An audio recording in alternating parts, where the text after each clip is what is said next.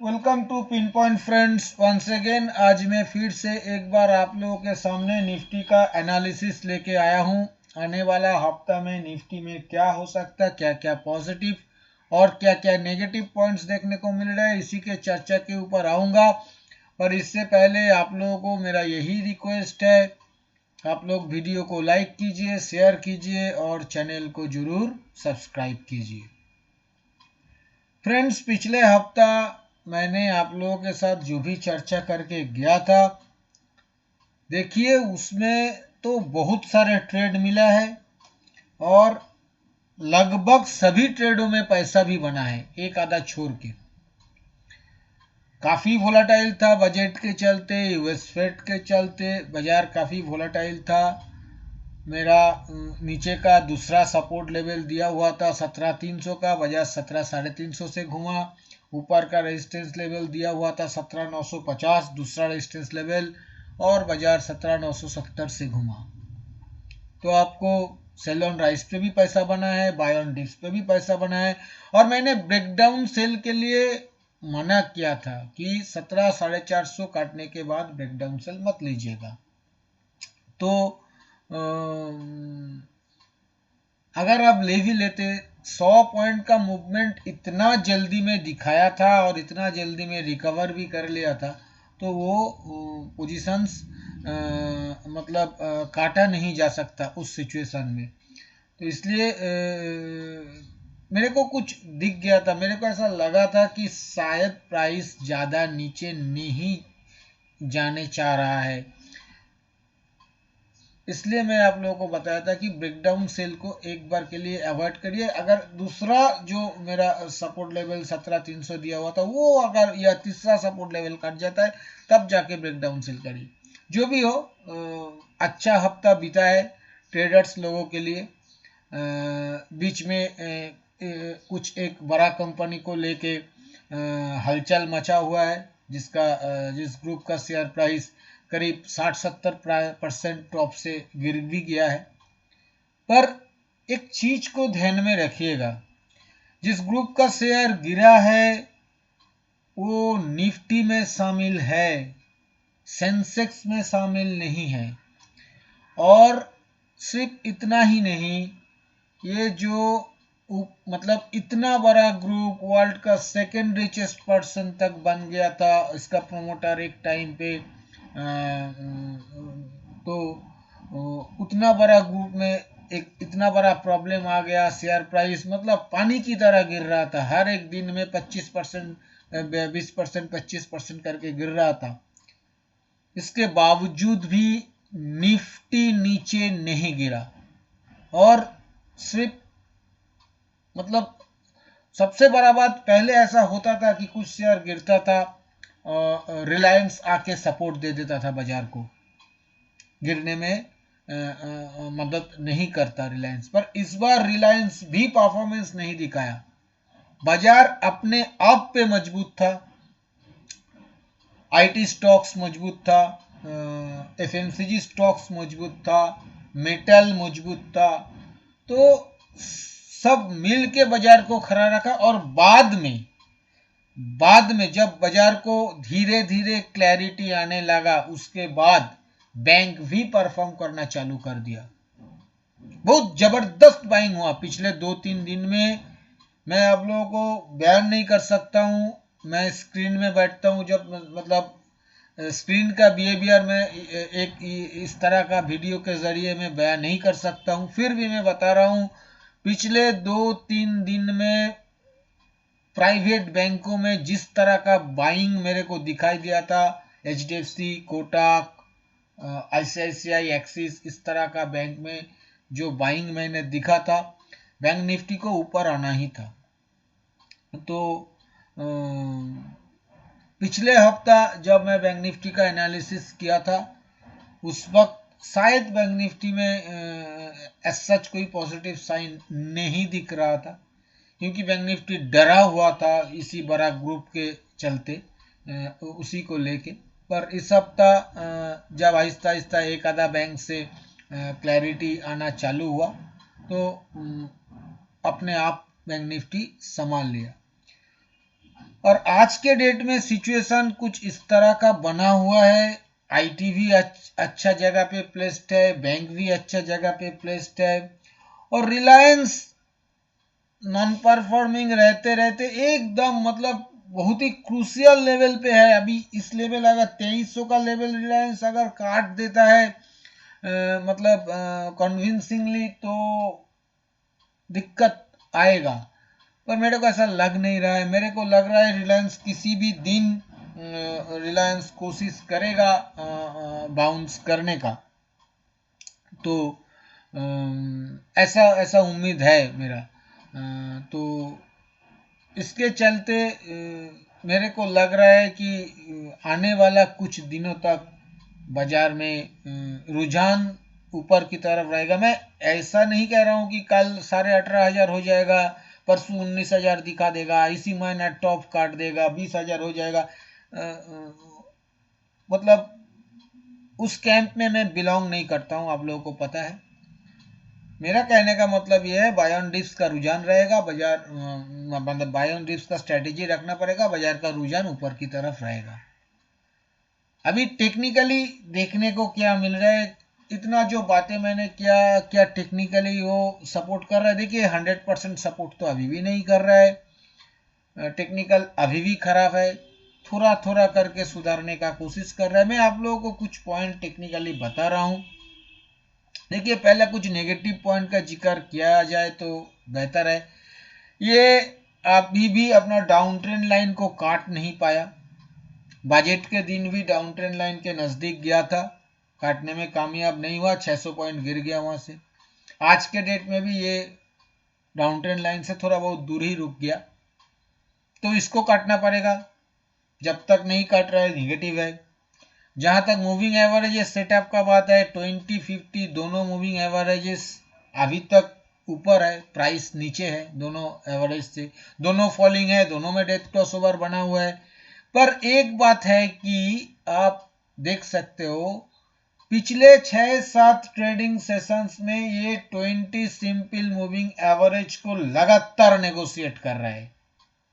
लगातार बजट के 2-3 दिन पहले नेगोशिएट किया था, रेजिस्टेंस लिया, नीचे आ गया। फिर बजट के दिन 20 सिंपल मूविंग एवरेज को नेगोशिएट किया, ऊपर गया, फिर नीचे आ गया।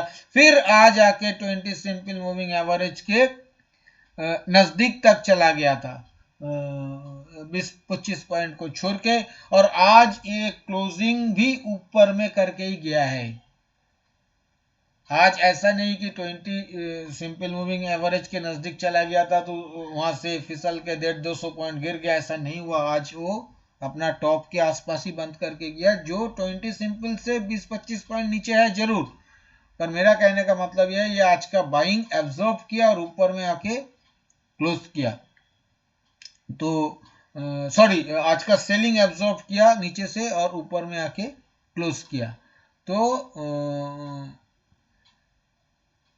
ये देखने को मिल रहा है। पर फिर भी जब तक ये 20 सिंपल को काट के ऊपर क्लोज नहीं कर रहा है, 20 सिंपल को फ्लैट नहीं कर रहा है, 50 को जाके चैलेंज नहीं कर रहा है, तब तक मामला दिक्कत वाला है, इसको ध्यान में रखना पड़ेगा। जहां तक 200 सिंपल का बात है फ्रेंड्स, काफी दिनों से हम लोग ये डिस्कस कर रहे थे कि 200 सिंपल टेस्ट नहीं हो रहा है, टेस्ट नहीं हो रहा है। 4 महीना बाद 200 सिंपल के नजदीक प्राइस चला गया था, टेस्ट बिल्कुल नहीं हुआ, ये मैं मान रहा हूं। पर मोटा मोटा 200 सिंपल मूविंग एवरेज के आसपास से ही 50-70 पॉइंट ऊपर से ही प्राइस घूम के आया। तो ये बात पॉजिटिव है, इसको ध्यान में रखना पड़ेगा। इसके साथ साथ एक और पॉजिटिव पॉइंट्स देखने को मिल रहा है। देखिए ये इससे पहले जो नीचे सपोर्ट बना रहा था, जब ऊपर से गिरता था प्राइस, वो था लेवल 17,770-80। वहां पे आके प्राइस घूम जाता था ऊपर की तरफ, फाइनली उसे ब्रेक डाउन किया। ब्रेकडाउन करने के बाद जो हम लोगों को देखने को मिला, बजट के दिन वो उस लेवल को चैलेंज किया था और वहां से गिर गया, अच्छा खासा गिर गया। फिर उतना नीचे से आके 3 दिन के अंदर दोबारा उस लेवल को चैलेंज ही नहीं किया, उस लेवल के 70-80 पॉइंट ऊपर आके क्लोज कर दिया प्राइस। ये पॉजिटिव पॉइंट है। इसके साथ साथ फ्रेंड्स, अगर आप एक टेक्निकल पॉइंट और बता रहा हूं, पिछला जो रेंज बना था बाजार में, वो रेंज कहाँ, मतलब कहाँ पे था, मोटा मोटा 17,800 से लेके ऊपर में 18,200, 18,220, 30 का लेवल था, 400-420 पॉइंट का लेवल था। तो वो लेवल काटने के बाद नीचे टारगेट कितना बनता था, वही 400-420 पॉइंट का। तो अगर आप 800 से 400-420 पॉइंट डिडक्ट कर दीजिएगा तो वो लेवल आ रहा है 370-80, और बाजार 350 का लो बना के वो टारगेट फुलफिल करके ऊपर आ गया, फिर पुराना जोन के मतलब जोन में आके पहुंच गया, नीचे का जोन छोड़ के। ये भी पॉजिटिव है। अभी फ्रेंड्स जो पॉइंट मैं बताऊंगा, ये 2 पॉइंट मतलब बहुत अहम पॉइंट है। देखिए,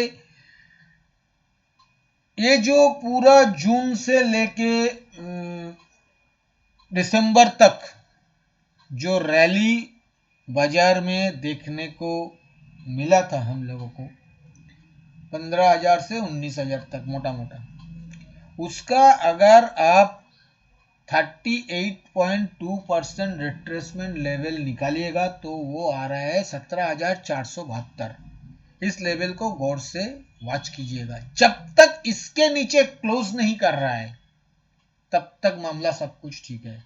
और इसके साथ साथ इसके बाजू वाला एक लेवल है जो सितंबर 2022 का लो था, 16,750 के आसपास से ऊपर में रैली किया था 18,900 तक। उस लेवल का, उस रैली का अगर आप 61.8% फिबोनाची रिट्रेसमेंट लेवल निकालिएगा तो वो लेवल आ रहा है 17,564। तो एक 17,472, दूसरा 17,564। जब तक ये 2 लेवल काट के क्लोज नहीं कर रहा है तब तक डरने का कुछ नहीं है फिलहाल के लिए। इसका मतलब ये नहीं कि बाजार कभी नहीं गिरेगा, फ्यूचर का बात फ्यूचर में देखा जाएगा। हम लोग ट्रेडर है, बाजार के हिसाब से हम लोगों का ट्रेड लेना पड़ता है। तो बियरिश माइंडसेट जब था तो बियरिश बातें किया, जब प्राइस बता रहा है कि नहीं हम बुलिश होने का कोशिश कर रहे हैं तो हमें भी बुलिश होना पड़ेगा। बेवजह बियरिश होके पैसा मतलब गंवाने का कोई फायदा नहीं है, जो भी है। तो और सबसे बड़ा बात, ये जो 2 लेवल मैंने आप लोगों को बताया, चार्ट में जाके देखिए, किसी भी दिन इस लेवल के नीचे क्लोज नहीं आया। 17,564 और 17,472, ये दोनों लेवल के नीचे कभी भी क्लोज नहीं किया, मतलब इस डाउनफॉल में। उससे नीचे गया, काफी नीचे गया, एक दिन 405 का लो बनाया, एक दिन 470 का लो, किसी दिन 350 का लो बनाया, किया है बहुत। मतलब उस लेवल के नीचे मेरे ख्याल से तो 4-5 रोज तो गया ही है, फिर भी क्लोज करने में कामयाब नहीं हुआ और फाइनली बाउंस दे दिया। तो ये सब कुछ पॉजिटिव पॉइंट्स हमें देखने को मिल रहा है डेली चार्ट के ऊपर। फ्रेंड्स, अभी मैं एक बार इंडिकेटर वाइज देख लेते हैं। जहां तक फ्रेंड्स इंडिकेटर का सवाल है, एमएसीडी अभी भी नेगेटिव है, पर एमएसीडी लाइन राइजिंग हो चुका है, सिग्नल लाइन अभी भी फॉलिंग है। जहां तक आरएसआई का सवाल है, आरएसआई वापस 40 के ऊपर 46 के आसपास बना हुआ है, और आरएसआई में डाउन ट्रेंड लाइन काटा है। आरएसआई ने डाउन ट्रेंड, जहां पे निफ्टी अपना डाउन ट्रेंड लाइन को कैश में नहीं काट पाए, वहां पे आरएसआई काट दिया है।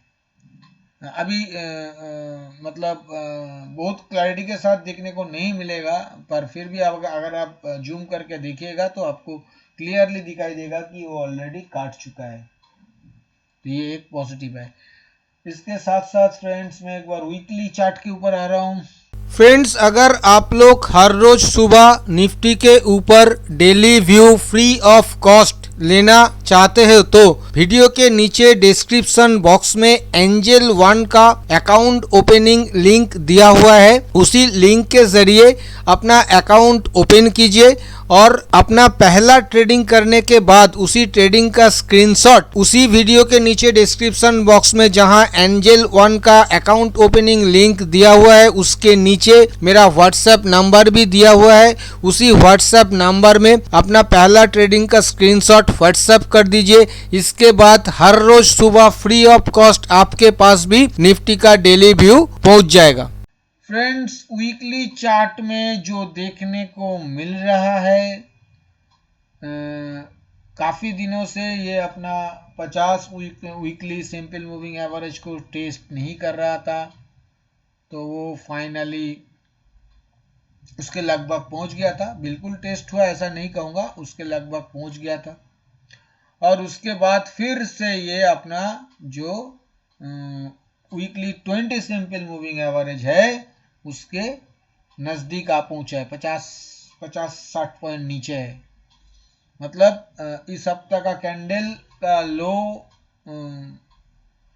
50 वीकली मूविंग एवरेज और हाई लगभग 20 वीकली मूविंग एवरेज। तो देखना पड़ेगा आने वाला हफ्ता में, अगर ऊपर में 20 को काट देता है तो ऊपर में मूवमेंट चालू कर सकता है। जहाँ तक ट्रेंड लाइन का सवाल है फ्रेंड्स, दो मेजर बॉटम, एक आपका 2020 का जो 7,500 वाला बॉटम और एक 2022 का 15,000 वाला बॉटम, दोनों बॉटम को कनेक्ट करके जो ट्रेंड लाइन ऊपर अगर आप बढ़ा दीजिएगा तो उसी ट्रेंड लाइन को जाके सपोर्ट लिया है 2023 में। ये भी एक पॉजिटिव पॉइंट्स फ्रेंड्स है। इसके साथ साथ एक बार वीकली इंडिकेटर भी देख लेते हैं फ्रेंड्स। वीकली इंडिकेटर में एमएससीडी में सच कोई बदलाव नहीं है। जहाँ तक आरएसआई का सवाल है, आरएसआई फिर से 50 के ऊपर आ पहुंचा है, मतलब स्ट्रेंथ गेन कर रहा है, जैसा मैंने एनालिसिस पे भी बताया। चल सकता है ऊपर की तरफ, अगर लेवल काटता है तो चल सकता है ऊपर की तरफ। इसके साथ साथ फ्रेंड्स मैं एक बार ऑप्शन चेन के ऊपर आ रहा हूँ। फ्रेंड्स, ये मैंने आने वाला हफ्ता का ऑप्शन चेन आप लोगों के सामने ओपन किया है, जो 9 फरवरी वाला ऑप्शन चेन है। निफ्टी का क्लोज आया है 17,850 के आसपास। तो अगर देखा जाए 17,800 के कॉल में सिर्फ 1600 वाई एडिशन, 17,900 के कॉल में 12,500 वाई एडिशन, 18,000 के कॉल में 39,000 वाई एडिशन। ऊपर से अगर पुट में देखा जाए तो 17,900 के पुट में करीब 16,000 वाई एडिशन, 17,800 के पुट में करीब 36,500 वाई एडिशन, 17,700 के पुट में 93,000 वाई एडिशन, 17,600 के पुट में 68,000 वाई एडिशन। फ्रेंड्स, यहाँ पे सीधा सीधा तो दिखाई दे रहा है कि कॉल साइड में राइटिंग नहीं है, मतलब वाई ज़्यादा जनरेट नहीं हुआ है। पुट साइड में अच्छा खासा वाई जनरेट हुआ है। तो सिर्फ 18,000 के कॉल में थोड़ा बहुत वाई जनरेट आज हुआ है, थोड़ा रेजिस्टेंस को पहुंचाएगा जरूर, पर ओवरऑल हमें ऑप्शन चेन माइंडली बुलिश ही नजर आ रहा है। फ्रेंड्स, अभी मैं आऊँगा कंक्लूजन के ऊपर। कंक्लूजन के ऊपर आने से पहले मैं आने वाला हफ्ता के लिए सपोर्ट और रेजिस्टेंस का जिक्र करूँगा। फ्रेंड्स, आने वाला हफ्ता के लिए नीचे जो पहला सपोर्ट देखने को मिलेगा वो 17,700 पे देखने को मिलेगा। दूसरा सपोर्ट देखने को मिलेगा 17,500 पे और तीसरा सपोर्ट देखने को मिलेगा 17,350 पे। ऊपर में जो पहला रेजिस्टेंस देखने को मिलेगा वो 18,030 पे देखने को मिलेगा। दूसरा रेजिस्टेंस देखने को मिलेगा 18,200 और तीसरा रेजिस्टेंस देखने को मिलेगा 18,350 पे। फ्रेंड्स, जहां तक स्ट्रेटेजी का सवाल है, किसी भी सपोर्ट लेवल के नजदीक किसी भी गिरावट पे 50-60 पॉइंट के स्टॉप लॉस के साथ 100-120 पॉइंट के टारगेट के लिए बाय ऑन डिप्स अटेम्प्ट किया जा सकता है। किसी भी रेजिस्टेंस लेवल काटने के बाद 50-60 पॉइंट के स्टॉप लॉस के साथ 100-120 पॉइंट के टारगेट के लिए ब्रेकआउट बाय भी लिया जा सकता है। फ्रेंड्स, जहां तक ब्रेकडाउन सेल का सवाल है, ब्रेकडाउन सेल मैंने आप लोगों को फिर से एक बार अवॉइड करने के लिए ही कहूंगा। जहां तक सेल ऑन राइज का सवाल है, friends, sell on rise attempt किया जा सकता है सिर्फ पहला और दूसरा रेजिस्टेंस लेवल के नजदीक। पहला और दूसरा रेजिस्टेंस लेवल के नजदीक सिर्फ 30-40 पॉइंट के स्टॉप लॉस के साथ 70-80 पॉइंट के टारगेट के लिए पहला और दूसरा रेजिस्टेंस लेवल के नजदीक सेल ऑन राइज अटेम्प्ट किया जा सकता है। Risky and smart player he attempt कीजिएगा, क्योंकि स्टॉप लॉस ट्रिगर होने का चांसेस बहुत ज्यादा रहेगा। जहां तक तीसरा रेजिस्टेंस लेवल के पास सेल ऑन राइज बिल्कुल अटेम्प्ट नहीं करना चाहिए। अगर 18,200 काट जाता है तो उसके बाद बिल्कुल भी शॉर्ट पोजीशंस पे मत बने रहिएगा। और उल्टा साइड में भी अगर गलती से 17,350 काट जाता है तो उसके बाद किसी भी लॉन्ग पोजीशंस पे मत बने रहिएगा। वहां पे जाके आप लोग ब्रेकडाउन से ले सकते हो 50-60 पॉइंट के स्टॉप लॉस के साथ 100-120 पॉइंट के टारगेट के लिए सिर्फ तीसरा सपोर्ट लेवल काटने के बाद। फ्रेंड्स, मैंने आप लोगों के साथ इस वीडियो में जो भी चर्चा किया है, ये सभी मेरा खुद का एनालिसिस के ऊपर लिया हुआ मेरा पर्सनल व्यू है और ये एजुकेशनल पर्पस है, क्योंकि ये कोई बाय सेल रिकमेंडेशन नहीं है और मैं भी कोई सेबी रजिस्टर्ड एनालिस्ट नहीं हूँ। इसलिए इसके ऊपर किसी भी रियल ट्रेड लेने से पहले आप अपना खुद का फिनेंशियल एडवाइजर का सलाह लेके ही रियल ट्रेड लीजिएगा। अगर वीडियो आप लोगों को पसंद आया तो वीडियो को लाइक और शेयर करना मत भूलिए। थैंक यू दोस्तों, हैप्पी ट्रेडिंग।